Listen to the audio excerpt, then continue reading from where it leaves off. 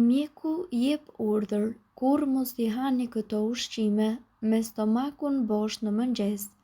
Mëngjesi i mirë është gjysma e punës, një vakt startues i shëndetshëm dhe me vlerat e duhura bën që trupi të marrë energjinë e nevojshme për të nisur një ditë të mbar. Ekspertët japin këshilla për të mos gabuar me produktet për të konsumuar me stomakun bosh.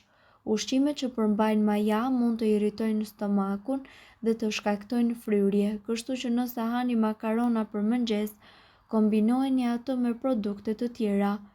Fryrje dhe dhimbjet e stomakut gjithashtu krijohen edhe nga perimet jeshile. Gjithashtu duhen shmangur edhe ëmbëlsirat.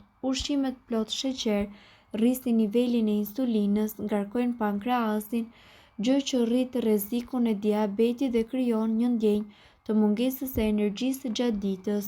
Mos e filloni ditën as me banane, pasi ato rrisin me shpejtësi magnezin në gjak, gjë që nuk është e mirë për zemrën.